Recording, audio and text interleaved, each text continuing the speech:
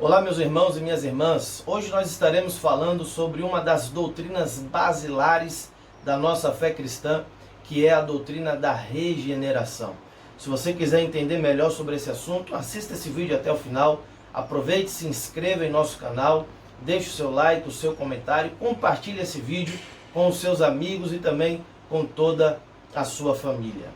Bem, etimologicamente falando, a palavra regeneração significa gerar de novo, nascer outra vez, apontando para uma restauração, renovação e principalmente para um renascimento. Teologicamente falando, a regeneração é a obra fundamental e instantânea de Deus, que concede gratuitamente ao pecador uma nova vida espiritual através dos méritos de Cristo. Precisamos entender que depois que Adão e Eva pecaram e se afastaram da presença de Deus, toda a humanidade foi afetada, tornando-se pecadora, transgressora e corrupta em sua natureza. De acordo com a palavra de Deus registrada em João capítulo 3, versículo 3 e o versículo 6, a regeneração ela é fundamental para nós vermos e entrarmos no reino de Deus. De acordo também com a primeira epístola de João, capítulo 3, versículo de número 9, sem a regeneração nós não podemos resistir ao pecado. E de acordo com a mesma epístola, capítulo 2 e o versículo de número 29, sem a regeneração nós não poderemos viver uma vida de retidão. Dessa forma, nós precisamos entender que a regeneração ela é absolutamente necessária para todo ser humano. E se quisermos ter comunhão com Deus, e se quisermos garantir a nossa salvação através da obra do Senhor Jesus na cruz do Calvário, nós precisamos passar pela regeneração, que também é chamada de o novo nascimento. A Bíblia nos diz que a regeneração é algo que acontece não por nossa vontade, mas de acordo e conforme a vontade e soberania de Deus. Nós não conseguimos se auto-regenerar. Nenhum ser humano é capaz de regenerar-se a si mesmo através das suas boas obras, das suas boas ações ou por meio da sua justiça. A regeneração é algo que apenas Deus efetua no interior e no coração do ser humano. Lembrando que a palavra de Deus diz em João, no capítulo 1, que nós fomos nascidos de Deus. A pessoa regenerada ela é nascida de Deus, já que a expressão nascer de novo significa nascer do alto, nascer de cima.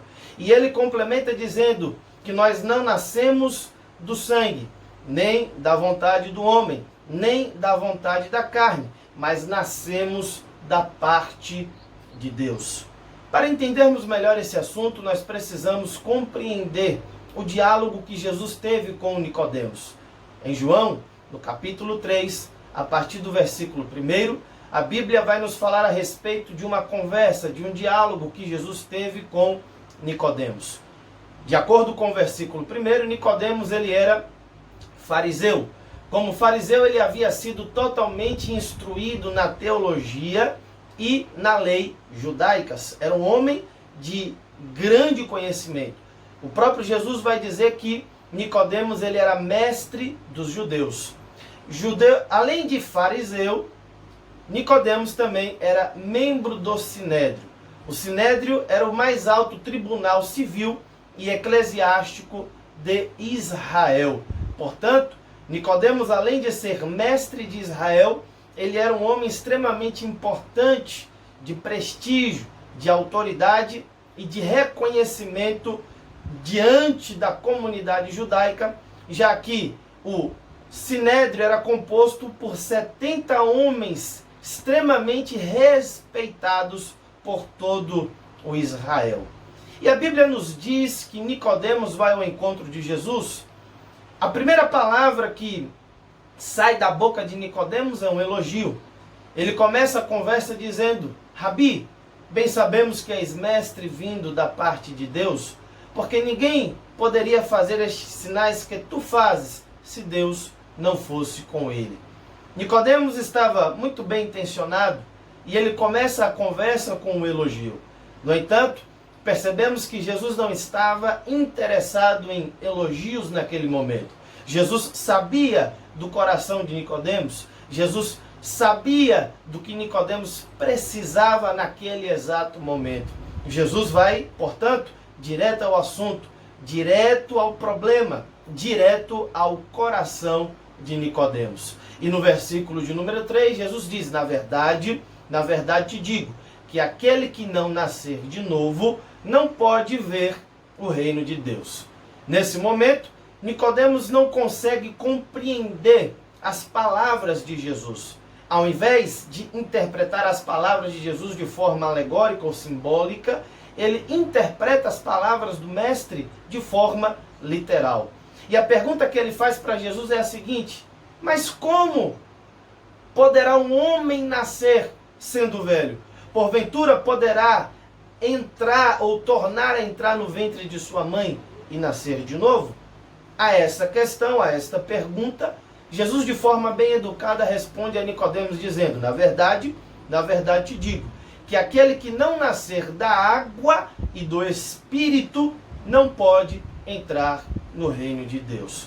Vejam que aqui Jesus vai dar uma boa explicação, dizendo a Nicodemos que o novo nascimento do qual ele estava falando não se trata de um nascimento biológico, de um nascimento físico, mas sim de um nascimento espiritual, gerado, efetuado pelo Espírito Santo de Deus nas nossas vidas. Jesus também se utiliza do símbolo da água, que era também e é um dos símbolos usados pela Bíblia em referência à obra e ação do Espírito Santo em nosso interior, de nos lavar, de nos limpar, de nos regenerar. Lembrando que a água também pode ser uma referência ao batismo em águas, que simboliza a morte e ressurreição de Jesus, e também a nossa morte para o mundo e o nosso ressurgimento para o Senhor e Salvador Jesus Cristo.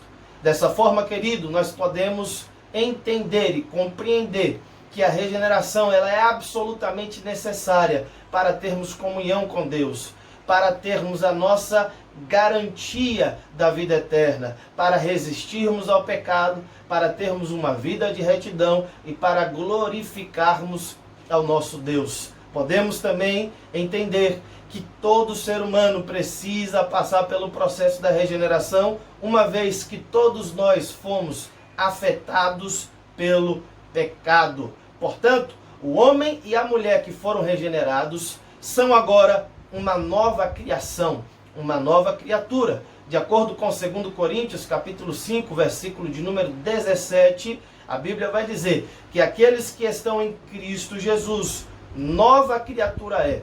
As coisas velhas se passaram e eis que tudo se fez novo. Dessa forma, podemos dizer também que, além de ser regenerado, o homem que nasceu de novo, ele é justificado e ele é também santificado.